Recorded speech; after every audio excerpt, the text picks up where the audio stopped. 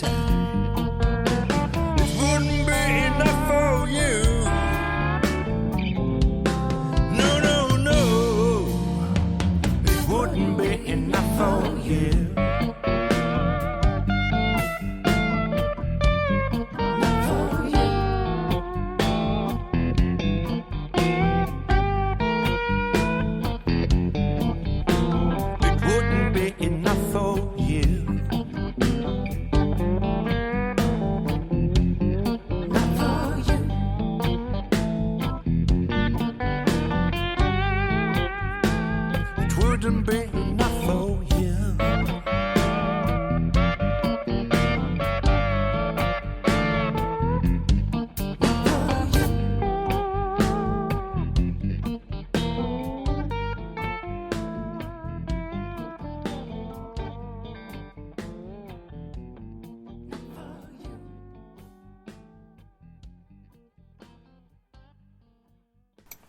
Oh, thank you, everybody. Welcome back to this Saturday, 10:07 Central Time, here in the Humagoo in the Milwaukee area, and way, way over in the pond, Mr. A.J. Weinberger. Thanks, buddy. Thanks for coming on the show.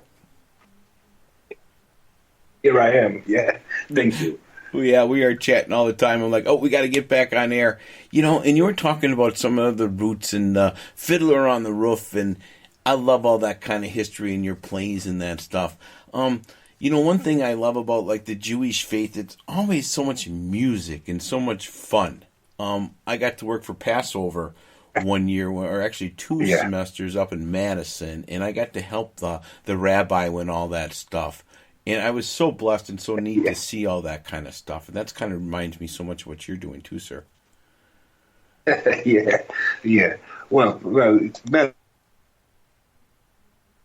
Being a Jew is more fun because if you let the Jew talk, actually, you cannot, you don't have a space to fit in. That's it. So better leave the Jews sing than talk because talking is too much.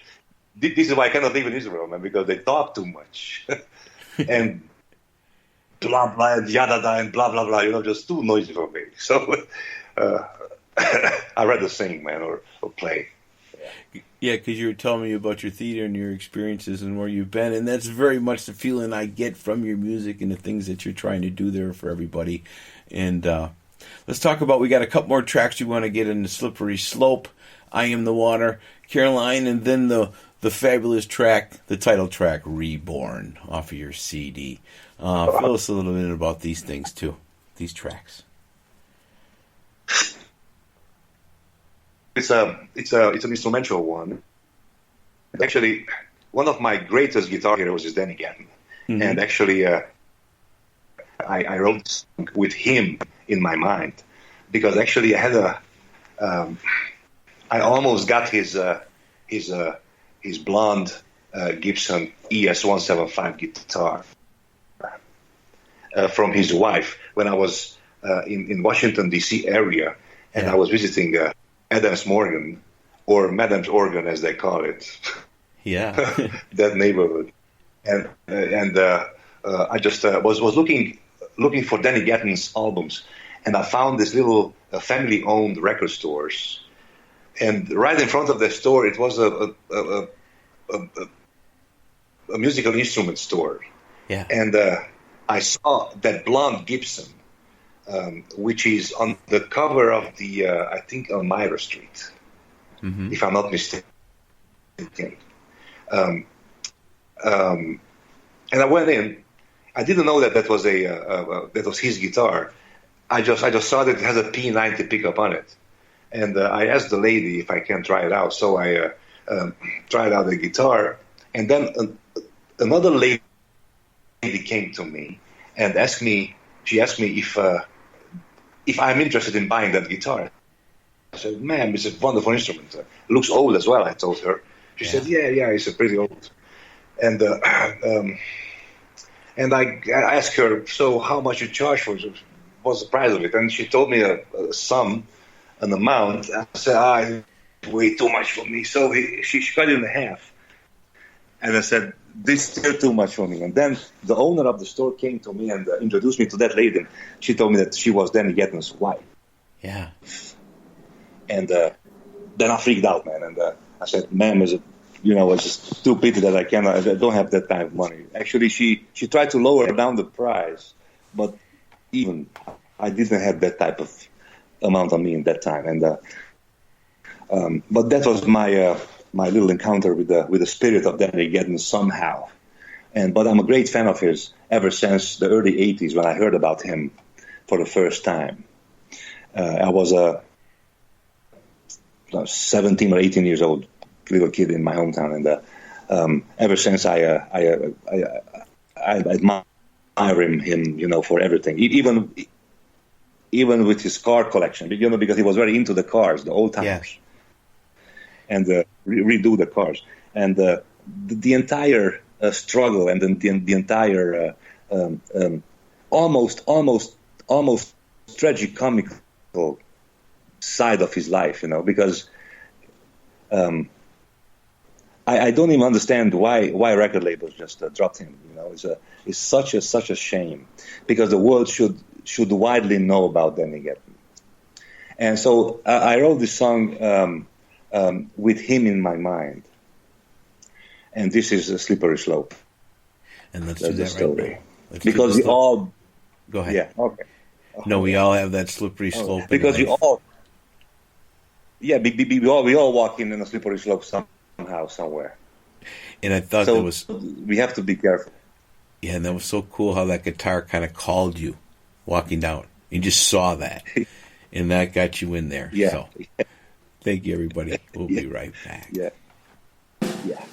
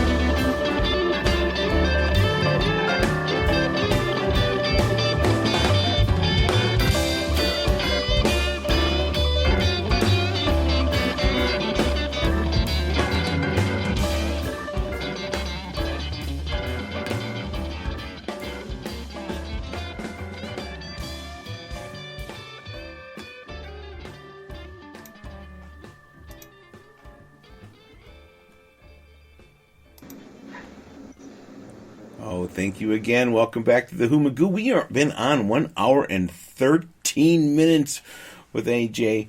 Oh my God, AG. Sorry about that. I have that Freudian slip all the time. I have to think really hard about that, my friend. Welcome back to the Humagoo.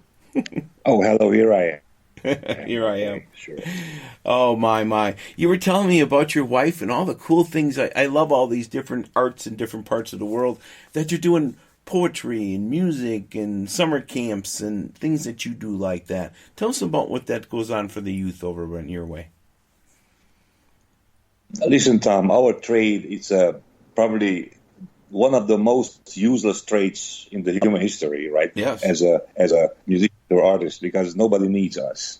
Maybe one trade, one profession is way more useless than ours, and that's for politicians, because nobody needs politicians, man. So I think this is the most useless profession. But hey, I think we are the second or something like that.